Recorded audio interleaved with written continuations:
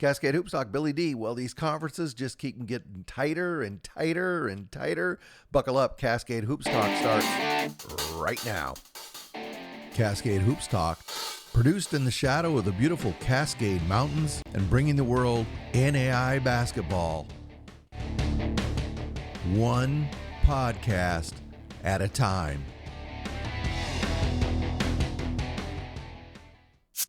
Oh, hey, look. Billy D's got a new look there.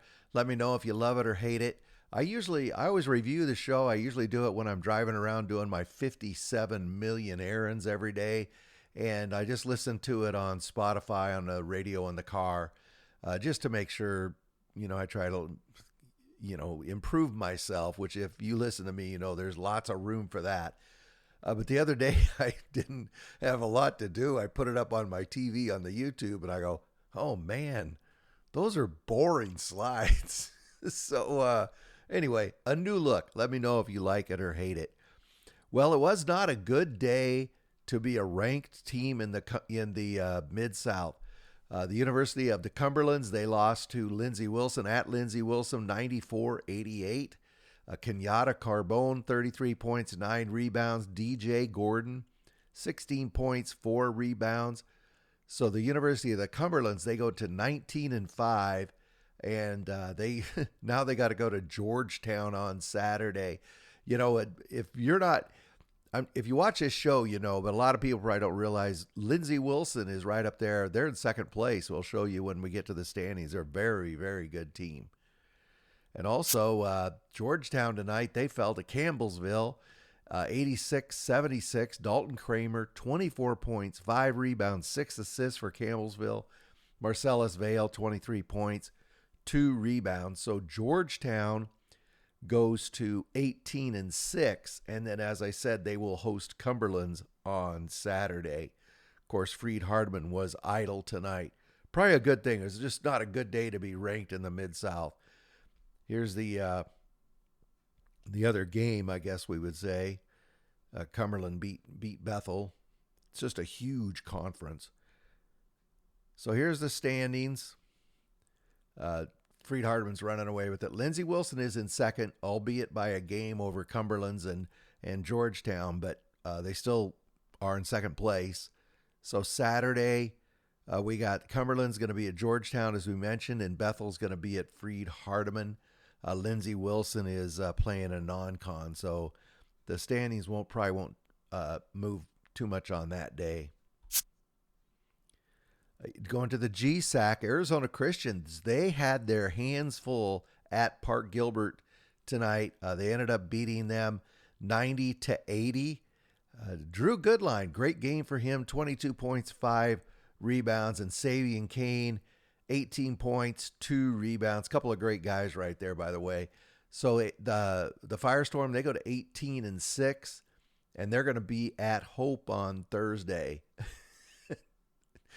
Oh, that's going to be a wrestling match. Wow. That is going to, if you have time, well, if they have it on TV without paying $10 or something. Hey, Mr. GSAC, whoever makes that decision, put your games on Urban Network, or make them free or something. Don't make people pay for them. This is great basketball. So the rest of the GSAC tonight, the Masters, wow, what a game with Embry-Riddle. They beat them 87-85. It went to overtime. Congratulations to Coach Starr. No, Captain Starr, I'm calling him, not Coach. But he took that team. Remember, everybody thought they're lost. That ship is lost in the ocean somewhere. The Masters is a non-issue, and now here they are. They're leading the GSAC. Coach Starr's done a great job. He's now Captain Starr. Benedictine Mesa, they beat La Sierra. They keep rolling.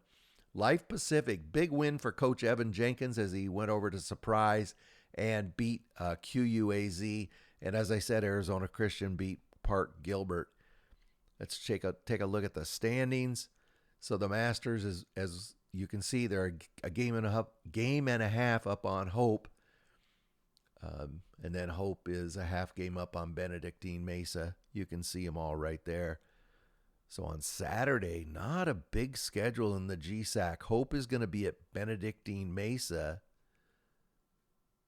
Let's say, hold on. Where does... I'm going to stop for a second. Don't get scared. Okay, I was second guessing myself. It's Arizona Christian's going to play Hope on Saturday. So the Masters, they played 2 games in 2 days or 2.5 days or something. They're off this weekend. Anyway, that's the schedule right there. Light Pacific has to go to Embry-Riddle as well. Let's jump over to the Sooner. Nelson, this was a pretty good basketball game at Nelson, Oklahoma City. You know, I've said it a number of times. I'll say it again. Oklahoma City is just right there. They just can't get that signature road win, and I just think that's where that team is for this season. Nelson won this one 85-74. Micah Clark, 34 points, 6 rebounds. Man, he's the dude. He's something else. That guy's big. J.J. Bowling, 14 points, 2 rebounds. So Nelson goes to 19-4, and they're going to be at Southwestern Christian on Saturday. Langston wins again at Mid-America Christian, 73-51. Tough road game. Good job. Good for Langston to get that. That, like I say, that's a tough road game. Trey Clark, 16 points, 6 rebounds. And Antonio Lewis, 28 points, 2 rebounds. Langston is now 18-4, and they're going to be at Science and Arts on Saturday. Here's the other games in the conference.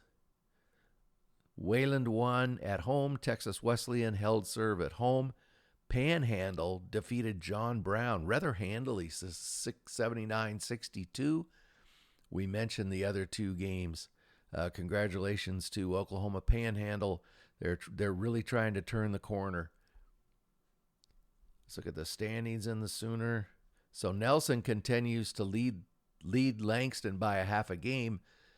Texas Wesleyan is 1 full game back, and then Oklahoma City is right there fighting for that 4th spot. That's where they are right now.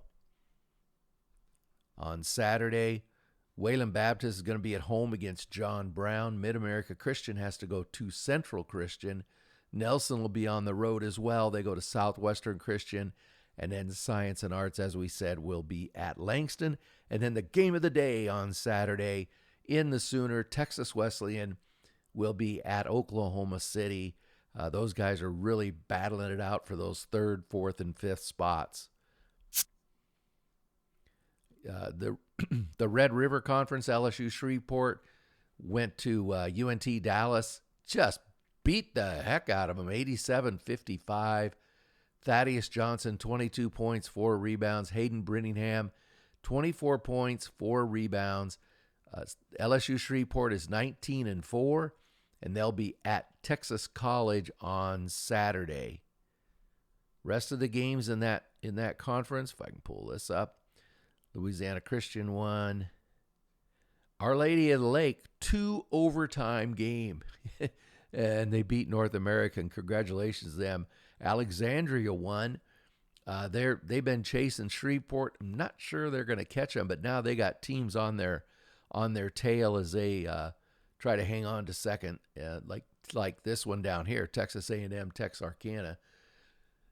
They got the road win tonight as well. Standings check in the Red River. Shreveport's almost 3 games up now, with Texarkana right behind Alexandria and Our Lady of the Lakes right there. That was a huge win for Our Lady of the Lake. If they'd have lost that game, they probably would have fell to 5th, which is where you don't want to be. Oh, I got to go back up one more. Here's the Saturday schedule. Jarvis Christian's going to be at Alexandria. Texas A&M Texarkana has to go to Dallas. And those are the big games in the Sooner this Saturday. In the AMC, Columbia was idle tonight, but several games. You can see the scores right there. Hannibal LaGrange, they beat Central Baptist. That was the biggest game in the conference. That basically ties them with Columbia. We'll show you in the standings right here in a second. Right here they are. So 8-1 and 8-2. It's a half game difference between the two. Williams Baptist is 1 full game back from Columbia. And look at that. Central Baptist has snuck up to 4th, and they're in striking distance. They need a little help. But so Saturday, Harris Stowe's going to be at Columbia. Columbia has to win. They got teams right on their tail. Hannibal LaGrange is at Mission, and Williams Baptist is at Health, Science, and Pharmacy. All big games. Southern States, William Carey defeated Thomas 91-75. Malik Franklin, 16 points, 4 rebounds. Rendarius Hughes, 14 points, 10 rebounds for the double-double. They go to 21-2. They're going to host ABAC on Saturday. Let's look at the rest of the Southern States. Trust me, Dalton State beat UT Southern.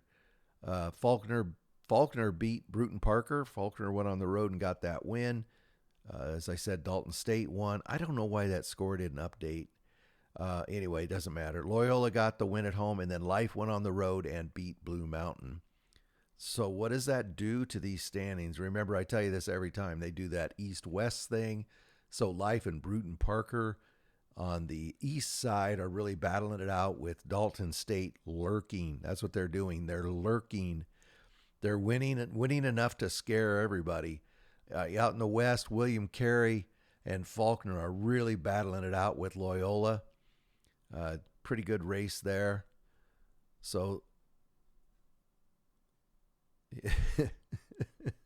look what I did. I go through and I said, okay, this is an important game. This is an important game. I just put a star on this whole. Every game in the Southern States on Saturday is for position. Every game. So I won't read them all to you. Just every game in the Southern States on Saturday is for position. It's one heck of a race. Okay, let's keep going. In the HBCU tonight, couple big games. Suno defeated Virgin Islands. Oakwood beat Tougaloo. 74-69. And then Stillman won at home against Arkansas Baptist. The Oakwood over Tougaloo, that's a surprise right there. Check out the standings in the conference. So they do the they do the East West as well. Stillman's 9-2, half game up on Talladega in the East, and in the West, the aforementioned Tougaloo still has 1.5 games up on Suno, and a Philander Smith score never came through. So here's the schedule for Saturday. Talladega will have to go to Wilberforce. Paul Quinn will be at Philander Smith, and Oakwood will be at Dillard. Those are the key games in that conference on Saturday. Hey, that's your Thursday night. Let me know if you like the new format, hate the new format, and we'll talk to you on Monday. Get out this weekend and enjoy your favorite basketball team. Go and cheer them on. Maybe donate a few bucks to them. These guys are all, these programs are all operating on a shoestring. And just remember that when you go and you pay your $7, $8, $9, $12, whatever it is, just remember it is the best entertainment value. Thank you very much for supporting our podcast. Please like and subscribe. Get out to your local NAIA school, because NAIA basketball is the best entertainment value in America. Yeah, what that guy said.